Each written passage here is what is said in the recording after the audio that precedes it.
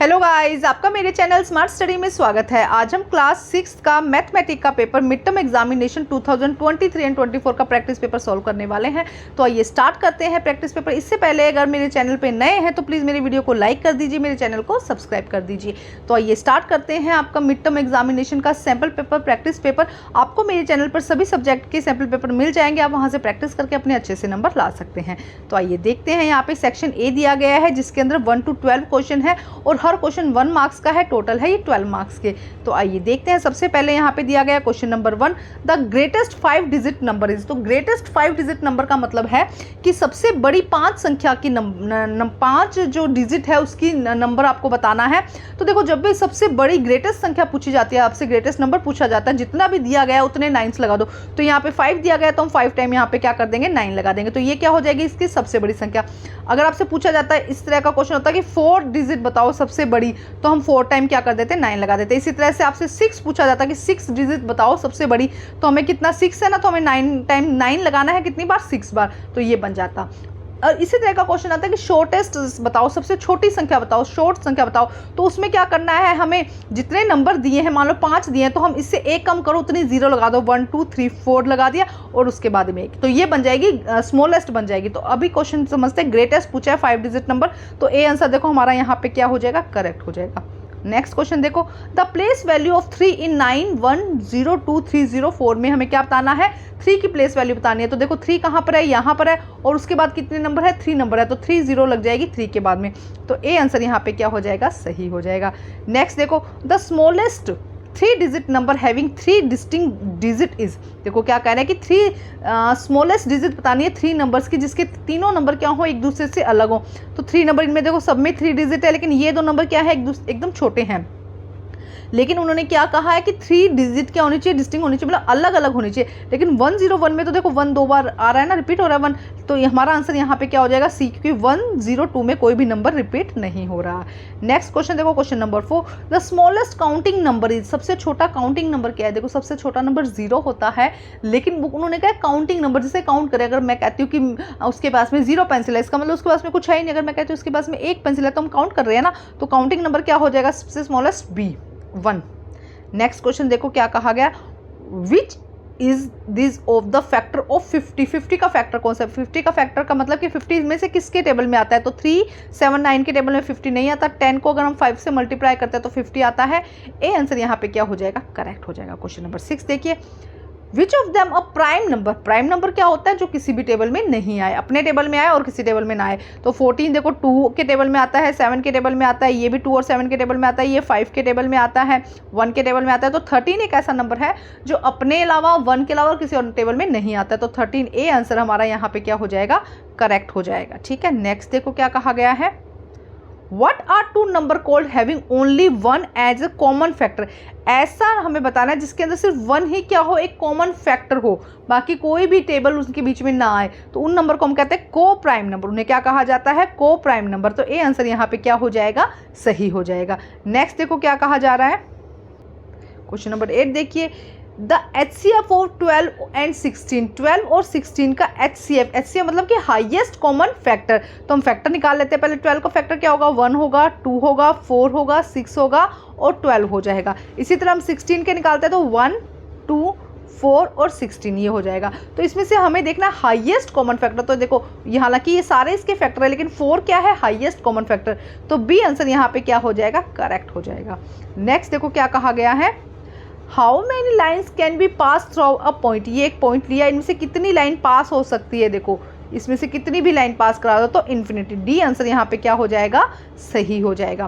Question number 10 देखिए, which of the following is not a polygonal. Polygon क्या होता है, जिसकी अलग अलग साइड्स होती है। तो देखो ट्राइंगल में 3 साइड्स होगी, पेंटागन में 5 साइड्स होगी, सर्कल इस तरह से होगा, क्वाड्रिलेटरल में 4 साइड होगी। तो यहाँ पे इन तीनों की तो साइड है, लेकिन सर्कल की कोई भी साइड नहीं है। तो सी आंसर यहाँ पे क्या हो जाएगा, करेक्ट हो जाएगा। क्वेश्चन नंबर 11 देखिए, a diameter of a circle is 12 then a radius. हमें एक सर्कल दिया है जिसका डायमीटर कितना है, 12। हमें क्या निकालना है, ये इसका डायमीटर, रेडियस निकालना। तो रेडियस का फॉर्मूला कहता है डायमीटर डिवाइडेड बाय 2। तो डायमीटर कितना दिया गया है, 2, और रेडियस कितना हो जाएगा, इसको डिवाइड कर देंगे तो 6 हमारा बी आंसर यहाँ पे करेक्ट हो जाएगा। क्वेश्चन नंबर 12 देखिए, the longest code of a circle, ये एक सर्कल या लॉन्गेस्ट कोड क्या होगा, ये देखो ये कोड, ये क्या है इसकी कोड, जब दो साइड्स को मिलाती है तो ये क्या हो जाती है, इसकी कोड हो जाती है। तो लॉन्गेस्ट कोड क्या होगी, जैसे मानो ये इसकी लॉन्गेस्ट कोड होगी, तो लॉन्गेस्ट कोड को क्या कहते हैं हम, डायामीटर भी कहते हैं। तो सी आंसर यहाँ पे क्या हो जाएगा, सही हो जाएगा। अब सेक्शन बी आता है जिसमें 2 से 7 क्वेश्चन है, हर क्वेश्चन 2 मार्क्स का है, टोटल है 12 मार्क्स का। देखो क्वेश्चन इंटरेस्टिंग है ये वाला। क्वेश्चन में क्या कहा गया, what must be added 203 to get a number whose digit are reverse for the given number. एक ऐसा नंबर बताओ जो 203 को रिवर्स करने पर उसमें ऐड किया जाए। तो मान लो 203 है, इसमें वो नंबर हमें ऐड करना है और इसका रिवर्स हो जाना चाहिए। रिवर्स क्या होगा, 302 है ना, इसका उल्टा हो जाएगा। The number obtain a reversing digit is 203, 302 हो गया। तो अब यहाँ पे हम क्या करेंगे, माइनस कर देंगे। 302 में हमने क्या किया, 203 माइनस कर दे तो 99, मतलब कि अगर 203 में हम 99 ऐड करते हैं तो 302 हमारा क्या नंबर बन जाएगा। तो यही क्वेश्चन उन्होंने पूछा, बस क्वेश्चन को समझना है, बहुत ही आसान है, समझना है। नेक्स्ट क्वेश्चन देखिए, राइट द रोमन नंबर में लिखना है हमें, तो 72 है। 72 को किस तरह से आप पहले लिखोगे, रोमन के लिए आपको एक रूल याद करना चाहिए, 50 + 10 + 10 + 2। तो देखो ये L होता है 50, XX 10 हो गया और 2 हो गया। इसी तरह 38 में हम क्या लिखेंगे, 10 + 10, पहले इस तरह से भी आप लिख सकते हो, 10 + 10 + 10, उसके बाद 5 और 3। तो 10 का मार्क हमने 3 मार्क्स 10 का लगाया, 1 मार्क 5 का लगाया और 3 का मार्क्स लगाया, तो ये हो गया 38। क्वेश्चन नंबर 4 देखिए, which of the following number is divided by 3। 3 से डिविजिबल का एक सीधा सा रूल है, जितने भी नंबर दिए उनको ऐड करो और ऐड करने के बाद जो सम आता है वो अगर 3 से डिविजिबल है, इसका मतलब कि ये नंबर 3 से डिविजिबल है। तो जैसे 1 2 1 2 को इनको ऐड किया तो 6 आया, 6 3 से डिविजिबल है, मतलब कि ये number 1 to 1 is also divisible 3। Next question देखो क्या है, 6 to 5।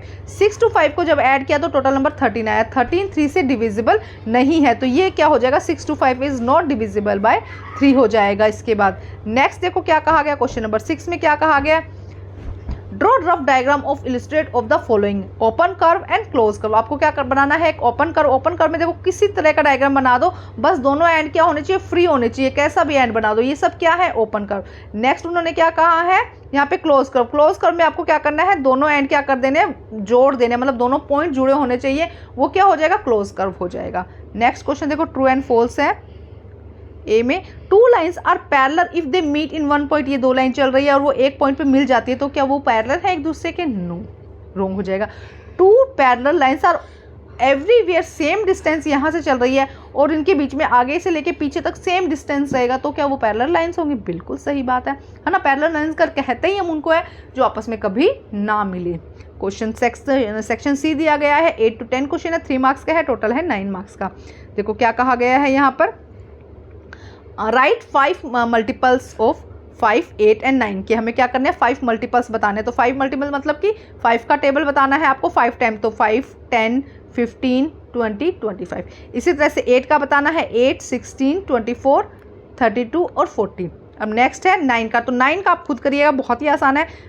क्या होगा, 9 18 27 36 45 है ना, ये आप खुद करिएगा। नेक्स्ट क्वेश्चन देखो, क्वेश्चन नंबर 9 में कॉमन फैक्टर निकालना है हमको, find the common factor. Common factor देखो किस तरह से निकाले जाते हैं, 15 किस किस टेबल में आता है, 1 में आता है, 3 में आता है, 5 में आता है, इसके अलावा 15 में आता है, ठीक है। इसी तरह से 25 किस में आता है, 1 में आता है, 5 में आता है और 25 में आता है। तो अब कॉमन फैक्टर आपको यहाँ पे क्या नजर आ रहे हैं, एक तो 1 है कॉमन फैक्टर और एक क्या है 5, तो ये दोनों इसके क्या हो जाएंगे, कॉमन फैक्टर हो जाएंगे। देखो बहुत ही आसान है, देखो मैंने ये एक एक स्टेप करके दिखाया, आप यहाँ से देख सकते हैं। देखो नेक्स्ट क्वेश्चन है 35 और 50 के हमको क्या बताने हैं, कॉमन फैक्टर बताने हैं। तो देखो ये भी एक बार शॉर्ट में कर लेते हैं।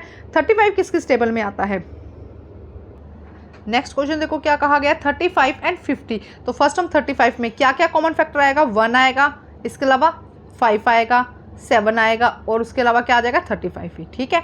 नेक्स्ट हमें क्या निकालना है 50। 50 का क्या क्या है, 1 2, इसके अलावा 5, इसके अलावा 10, इसके अलावा बताइए क्या हो सकता है, इसके अलावा 50। यहाँ पे क्या हो जाएगा 25 भी हो जाएगा और 50 भी हो जाएगा, ये इसके कॉमन फैक्टर हो जाएंगे।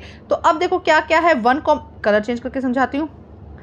1 क्या है इसका कॉमन फैक्टर हो गया, उसके अलावा 5 भी इसका कॉमन फैक्टर हो गया, तो ये 1 एंड 5 इसके क्या हो जाएंगे, कॉमन फैक्टर हो जाएंगे। तो देखो ये मैंने सॉल्व करके दिखाया, आप देखो 150 20 30 ये हो जाएगा, और 1 और 5 क्या हो जाएंगे इसके कॉमन फैक्टर। अब क्या कहा गया है, इसका और में एक क्वेश्चन दिया गया है, following all the factor of the each following number, आपको क्या करना है, सारे फैक्टर बताने हैं। तो 60 के आपको क्या करना है, सारे फैक्टर। तो देखो हम इस तरह से इसको सॉल्व कर देंगे। यहाँ पे देखो 1 6 2 30 3 20 4 15 5 12 और 6 10, ये सारे टोटल इसके इतने फैक्टर हो जाएंगे। देखो इस तरह से आपको करना है। इसी तरह से 1 2 5 के आपके फैक्टर बताने हैं। तो 1 2 5 के जब हम करते हैं तो एक तो 1 आता है, 25 आता है, 5 आता है, और ये सारे इसके फैक्टर हो जाते हैं। तो ये दो आपको फैक्टर बताने थे।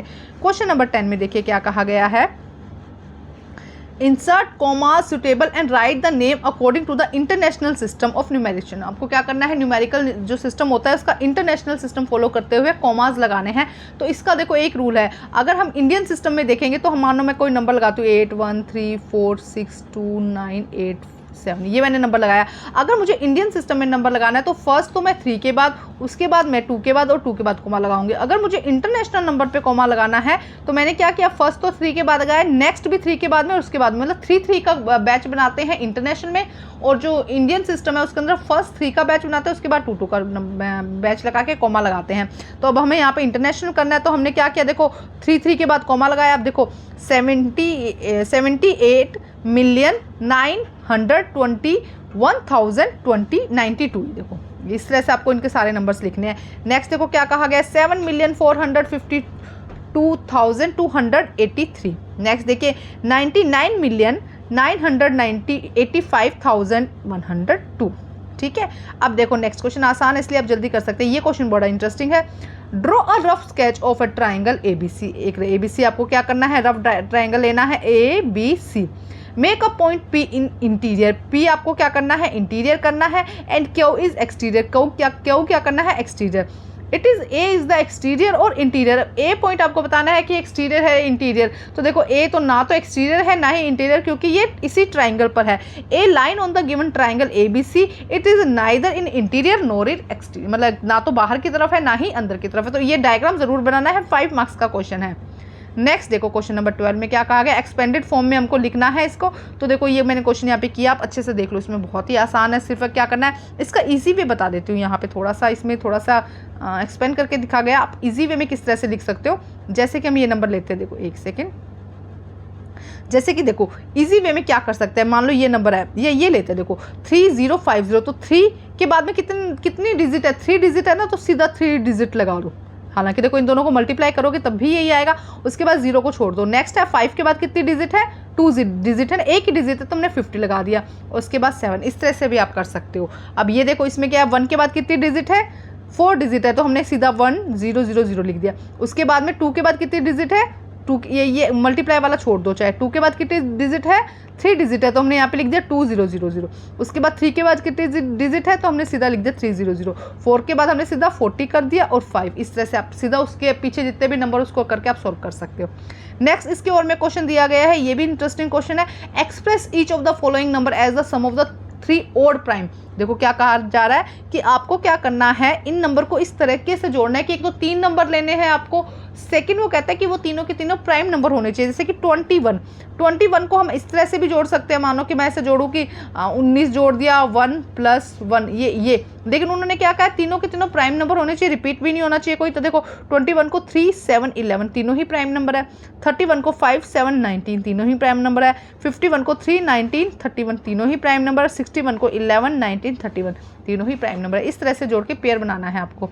नेक्स्ट क्वेश्चन देखो क्या कहा गया है, draw a rough sketch and quadrilateral KLM and state. आपको क्या यहाँ पे एक डायग्राम दिया गया है, उसको क्या करना है, उसके अकॉर्डिंग इन क्वेश्चंस को सोल्व करना है। तो हम यहाँ पे कर लेते हैं, इस डायग्राम को यहाँ पे बनाएंगे जिससे कि क्वेश्चन को समझ सके। देखो एक सेकेंड, यहाँ पे 2 पेयर हमको अपोजिट साइड बतानी है, अपोजिट एंगल बतानी है, एग्जिस्टिंग साइड बतानी है, एग्जिस्टिंग एंगल बताने हैं। तो देखो यहाँ पे हम इसको करते हैं सोल्व। ये देखो ये लिया हमने डायग्राम, जो दिया गया था डायग्राम इसमें आया नहीं है, KL M और N, ठीक है, ये हमने एंगल बना लिए। अब देखो क्या कहा गया है, 2 पेयर ऑफ अपोजिट साइड लेने। अपोजिट साइड मतलब जैसे कि KL है तो इसकी अपोजिट साइड क्या हो जाएगी, MN हो जाएगी। इसी तरह से एन है तो उसकी अपोजिट साइड क्या हो जाएगी, एम एन हो जाएगी। ये फर्स्ट क्वेश्चन हो गया। अब उन्होंने क्या कहा है, देखो नेक्स्ट क्वेश्चन में उन्होंने क्या कहा है, टू अपोजिट एंगल बताने हैं। तो एंगल में देखो के का एंगल अपोजिट एंगल क्या हो जाएगा, एन हो जाएगा। के का क्या हो जाएगा, एन हो जाएगा, और एल का क्या हो जाएगा, एन हो जाएगा। मतलब ये अपोजिट देखो कैसे लिखा गया है, के एल और एम, तो यहाँ से क्या आ जाएगा, के एन और एम, इस तरह से। मतलब ये अपोजिट चाहे हो तो सीधा ही बता दो, के एल, के का अपोजिट क्या हो जाएगा, एंगल एम, इस तरह से भी लिख सकते हो। नेक्स्ट टू एडजस्टिंग साइड, अब देखो इसको हटा देते हो एक बारी, वापस से बनाते हैं, के एल एम और एन। एडजस्टिंग साइड मतलब कि एक दोनों साइड एक दूसरे के पास पास में एडजस्ट होती हो। तो देखो इसमें क्या आएगा, के एल के साथ में क्या है, के एन, ठीक है। इसी तरह से एम एन के साथ क्या है, एम एल। इसी तरह से के एल के साथ क्या है, एल के। इस तरह से दो साइड, मतलब ये वाली जो साइड्स होंगी ना, ये क्या हो जाएंगी, एडजस्टिंग साइड। इसी तरह से ये एंगल भी क्या हो जाएंगे, एडजस्टिंग एंगल। जैसे कि देखो डायग्राम में दिखाती हूँ आपको, के एल एम और एन। तो अब देखो के का एडजस्टिंग कौन हो जाएगा, एल, एल का कौन हो जाएगा, एम, एम का कौन हो जाएगा, एन, और एन का कौन हो जाएगा, के। अब एन का एम भी हो सकता है, के भी हो सकता है। तो इस तरह से आपको क्या करना है, एडजस्ट करते हुए लिखना है। देखो आंसर आपके सामने है। आपको मेरे चैनल पर सभी सब्जेक्ट के सैम्पल पेपर मिल जाएंगे, आप अच्छे से वहाँ से तैयारी करके अपने मिड टर्म में अच्छे एग्जाम के नंबर आप ला सकते हैं। इसका सेक्शन डी रह गया जिसमें केस स्टडी करवानी है। अगर आप चाहते हैं तो कमेंट करके जरूर बताइएगा, उसका भी मैं वीडियो बना दूंगी। Thank you guys.